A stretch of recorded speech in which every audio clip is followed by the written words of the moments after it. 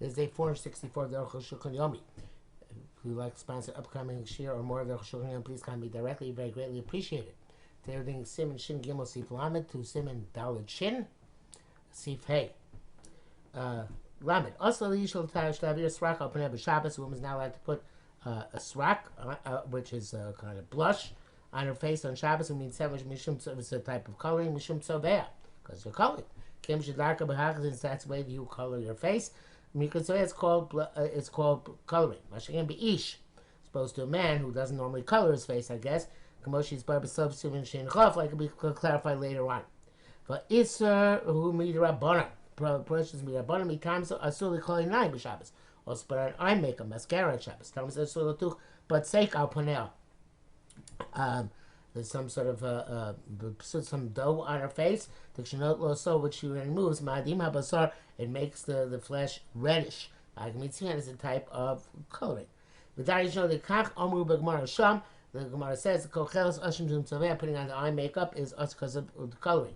But Rambam Perichav Gimel Dini Beis because Islam Shum Koseves, it's writing. Kacha Yisog Yisosim Gemara, and that was his version of the Gemara. Chayin Baruch, and that is what the Arukh says as well. Asur Isha Liklos Har B'Shabbos, a woman may not braid her hair on Shabbos. She says Isur Binya Midrabanan, and this is called the prohibition of building Midrabanan. V'Avagav T'Koled Nimin B'Dover Tolush. Even though normally when you weave together fibers and something which is not connected to the ground, Chai Mishim Or, you're liable because of weaving. Come say Lo Chash Variko, but here it's not going to be weaving. But then so this kind of shows anyway, it's like a woven fabric where it's going to be permanent. Here it's going to come out eventually. I've forbidden also, but building is forbidden. I feel forbidden in the shore.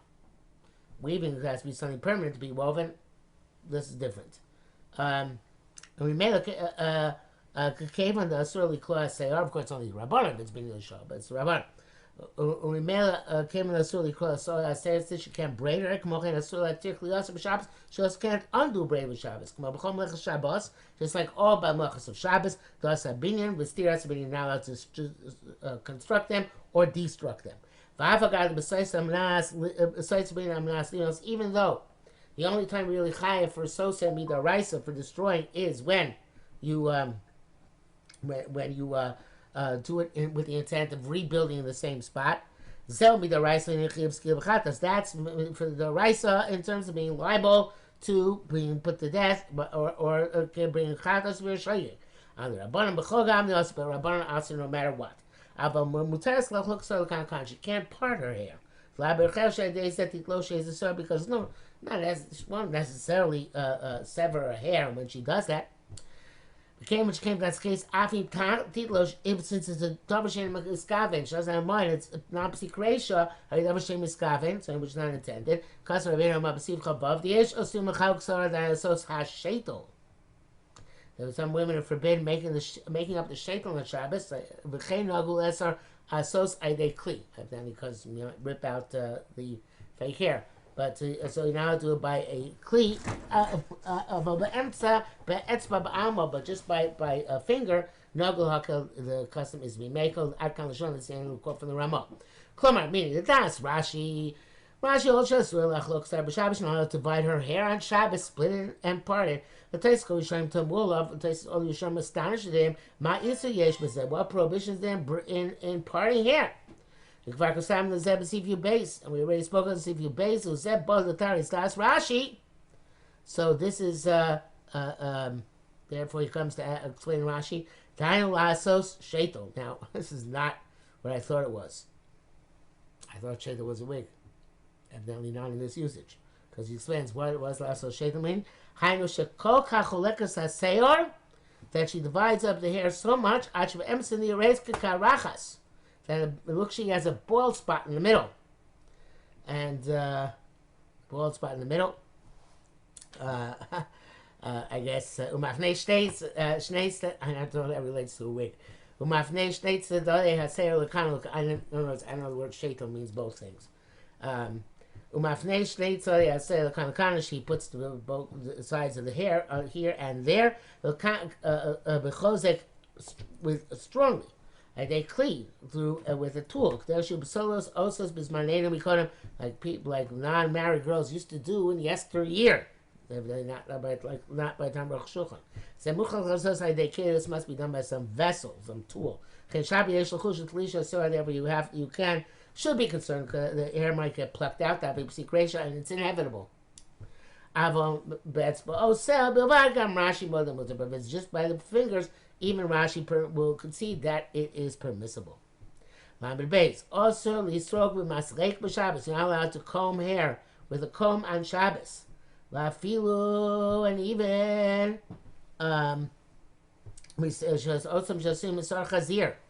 those are made of pig hair. It's not possible they won't uproot some of the hair. And that's like shearing, which is one of the Torah prohibitions. You're allowed to scratch and style with your hand. There's those, however, say if it's a brush made out of pig hair, it's not necessarily a psik ratio, even though it seems like they are bristles, but I guess they're not strong enough bristles. There's evidence of this. Evidence in Nazir, the Sharma Shas, where Gemara says, Shimon also Nazir B'Sirka Seir, Mishum B'Chamel Asir, Hanima Medudolim. The reason why a Nazir is now have to come Asir is because he has in mind to remove the hairs of his beard, which are out of place.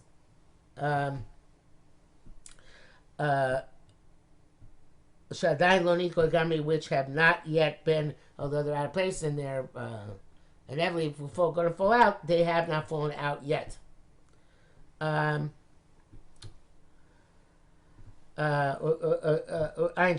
the head, it's explicit. Lo have a psik ratio. The only you have to have kavanah. Psik ratio is also whether you have kavanah or not, because it's assumed that automatically that you took whatever is essentially going to is this necessarily going to happen into account. But the one says by nazir without kavanah, coming is mutter. The only kavanah specifically to remove the hair, so it should be permissible here as well. So Yeruli says that's from the soft bristles of a pig. The avim, the thick ones, they certainly remove hairs. Kosh came in masreik, certainly with a regular comb. Beis the shehu, no matter what kind of comb it is, who is sir de oraisa to Torah prohibition.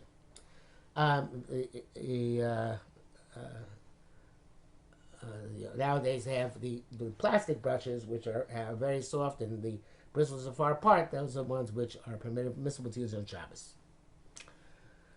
Daled shin. Obviously, we don't want to say the shin dalet, so we say daled shin. The shvisas ever yom kamoni, the halacha of an eved resting in the ancient times. Of course, a little bit essentially there when they were allowed to have slaves. Aleph da, you should know that the dina avodim lo shach was manim. This law is not relevant in our time. Since the law of universal law in all countries that a man should not buy a slave, nobody can be a slave to his friend. You can't so people can only be day workers or schirishona or annual workers or kabbalas or contractors. And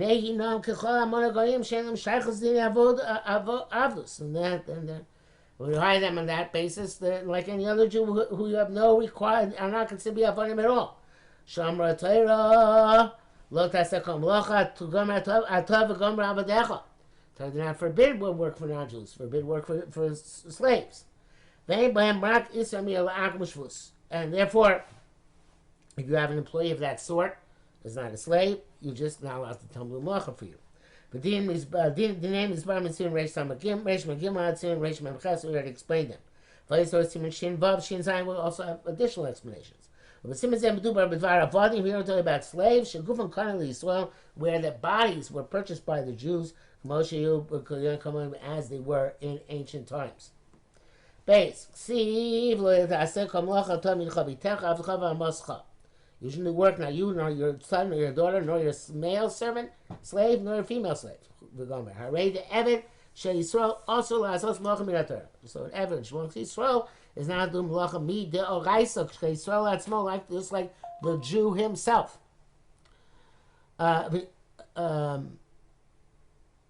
B'zeu Eved Kanani. This is about specifically a non-Jew who became a slave and not become fully Jewish. The Ivri, because somebody who's actually an Eved Ivri, is Yisrael Gomer, who is a complete Jew. He arrived at B'zeu Perikov Istim in Torah, while Eved, according to the Ravid, the prohibition is on the slave to work. V'lo Adon, and not on the master. Came about that, since the slave is a person who has his own mind, so therefore it's up to him not to listen to the master. Who are you going to listen to? In such a case, you're supposed to listen to HaKadosh Baruch Hu. V'Rambam Pasak, the Adon, Musa Lamin Torah, according to the Rambam, the master is the one, the owner is the one who's liable. Sholan Yichol Malacha Shabbos is not allowed to allow him to do Malacha on Shabbos, and the Mishnah Berurah is evidently inclined to the Rambam. But I'm not sure. I'm not sure exactly what Nafkamina is, but it's implicit. It's implicit now, which says Mishpatim Mani Nuch Shorchava Chamorchav Yinamash Ben Amosecha Ve'Ager. It talks about your animals and then the people who you have authority over. Just like by the animals, the obligations on the owner. So too, it's true about the son of your female slave. The Talmud of their stash Rambam this plus is not talking about an actual Eved, as we shall see. Bani Omer, the Ikar Kamas Rambam, the main point of Rambam is the Kashem Leman Yanuach, the pasuk Zeh. It's not simply because of the Pshat and pasuk itself, but rather because since the Leman Yanuach and this pasuk Kaya Bailam is going on the owner, Kamocha Kra. So to the other pasuk Leman Yanuach of the Chamal Moscha Kamocha, with that they should rest like you. The Parshas Veschanon Ganke Kamal Bailam. It also is going on the owner. For Rabbi Miskimul Rambam, and many people agree with the Rambam on this. Gimel Shloshim Minei Avodim Yesh. There's 3 types of slaves. Yesho Eved Ha'ikari Shelo Ba Tzivui Ba Seres Adibros. That's the primary slave who discusses Seres Adibros. Atov Midcha Bitecha Avtecha V'Amosecha. You, your son, your daughter, your male and female slaves. Zev and Nikol Yisrael, this is a slave who was sold to a Jew, Umavatov Hashem Ablus, and he had Mila and Tefillah for the purpose of becoming an Eved, Kibbul of all mitzvahs, and he accepted the yoke of the mitzvahs upon himself. The Chayav mitzvahs Kish is liable for mitzvahs just like a woman is. V'aseh Melachas Milataris V'rindu Melachim B'daraisa. Kaisel Atzmo, just like the Jew himself. Chakosubah Seres Adibros, just like it says in the Seres Adibros. For Eved Hasheni, that's the first type. The second type is Shenim Yisrael, was sold to a Jew. He did not have a bismillah, no go to the mikvah. Rakshkibil of Sheva mitzvahs b'nei Noach. He said by himself 7 mitzvahs, which in Ben Noach has said. V'dino keger toishav, and he has the status of a ger toishav. From Rekrisa Mechilta the Hakra the V'yinavish Ben Amoscha B'ager. This plus which says that the son of your maid's servant and the ger should rest. Meir b'zeh b'ger toishav. It's talking about, in fact, the ger toishav and Evet toishav, who has the same parameters. He accepted the 7 mitzvahs, but that didn't do Mila Tefillah. V'dina Mevur Hashem, and that Allah is clarified there. For himself, he's allowed to do Melach on Shabbos. For his own needs. Yisrael may not make him work Mita rights, neither do work for his owner, his master, nor for any other Jew. Turkos have the Asa Melechas Rabba Urch the Milsa Kamar. And the Torah says, when it says he's also to do the work of his master, it's just a normal way of speaking. So it's not to work for any Jew. Because of Rambam Sham. He says brackets here. When you're allowed to acquire a slave who's not going to undergo Mila and Tvila. Dalit. Vashlishi Evet Shlomav Lo Taval. He didn't do Mila nor Tvila. V'lo Kibbul of Shem Mitzvahs, and accept Shem Mitzvahs. Ram is killed as that cloud. Ram doesn't mention this at all. But Zayish Machlekes HaBaiskim. And this, there's a big Machlekes. The Rambam Ramban, both Maimonides and Nachmanides hold the Sfilu the Evikas Einibuchlavi Novish and Amasach. He's not required those who you must cause to rest. Elohu Kishar Soch is like any other hired hand. Rashba Basmag would say for Trumas related to Zel Bichlav and Avishan Hasecha. No, even though he no Mila, no Tefillah, no Kabbalas Mitzvahs, he's still called Ben Amasecha. Mishnah Berurah says you should be machmir like this svara. But he says maybe for him to do such a third category of ever to work for another Jew, could be says fake, and it would be okay. Okay, back to Arukh HaShulchan. Oh, actually, it's not the language of the Torah right now. It's the language of the. What are we doing here right now?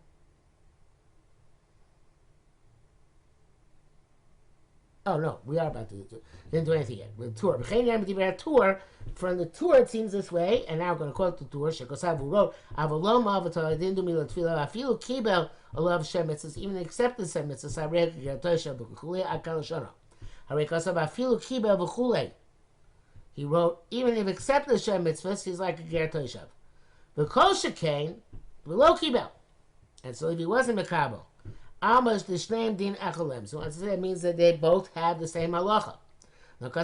So which be that they have to. You can have them do work on Shabbos. But the eved sheni v'shlishi she'asur Torah.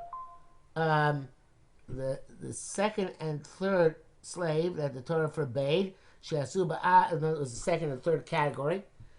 An Eved was not an Eved which was lo mal v'lo tova, only was a Kabbalah Shem mitzvahs. An Eved was lo mal lo tova, wasn't the Kabbalah Shem mitzvahs altogether. So the Rashba says, Yisrael, you can't do for Jews. So if somebody said something to him, do the work for him, which means they have to desist. Gomer. Imo said that. I saw, but he was on own initially doing this malacha. Since he has no actual authority over him, he's not required to separate him from the malacha. It's like a child eating treif. Base is not required to separate him from the treif. The Rakba Rabbo, only his master, and Nikash Osa Das Rabbo, if it's clear he's doing for his master, there's the Ratzon Rabbo, because he knows this is the will's master. Tzarech limon, you have to curtail and prevent him from doing so. Mishnah Berurah says in Melach the Rabbanan, some are makel if his master did not tell him to desist from work. Back to Arukh HaShulchan, if there's no connection whatsoever between the person for whom the work is being done and the person who does the work, and it's a non-Jew, then we don't have to cause him to refrain from doing so. Mishnah Berurah says that, of course, in some cases, we had Ray back when, Reish Nun Beis, sometimes he says, midrabanan. Back to Arukh HaShulchan, you shouldn't do anything directly. As long as the Jew doesn't derive benefit or enjoy that malacha on that Shabbos. But some midrabanan, that's a rabbinic prohibition, because Reish Ayin Vav. Upashadu, it's clear l'chol deos they know Yehudi Sachir. If you have a hired non-Jew who has no parameters of slavery, and so the master has no employer in this case has no issue about allowing him to rest. Hey, the kasser rabbeinu b'seitzi beis veichel nemutar eved la'asos malacha latzmo, where the eved is allowed to do malacha for himself. Im Omar lo Adonai, the master said to him, "She'asel atzmo v'yazuni emo b'Shabbos. Go work for yourself on Shabbos and go feed yourself on Shabbos." Came when she's nine mo b'bod yom. Since he made that stipulation from before Shabbos began. Also, the slave can now work for his own mizonos, for his own food. But it has to be in private, that people won't see it and say, "Hey, that's Yankel's slave working on Shabbos." I don't know why you need a stipulation ahead of time. What do we care about the people who see? And maybe this is the issue. What the season will say something for the Jew. Why do you need a condition that he has to feed himself on Shabbos? He's allowed to block himself. I feel Rabbi Zan also. And even his master is feeding him. What do we care? What promises him doing the work on his own volition? Below tonight, Perhaps we can say that the reason is because if you don't make a stipulation, we assume he's doing it for his Rebbe, which of course was us Barabba, that's not permitted. Much I go to previous sif. The Shabura says if you didn't say anything to him, but the slave was doing it on his own, and he still wants to eat from you. In other words, wants his cake and eat it too. He wants to both work for you and at the same time get the food from you. In other words, not take it out of his own pocket. The rabbi says it's okay because you're not telling him to do it. Srad seems to say it can't be mako, you can't have a quid pro quo relationship, that he works and that you give him food as a result.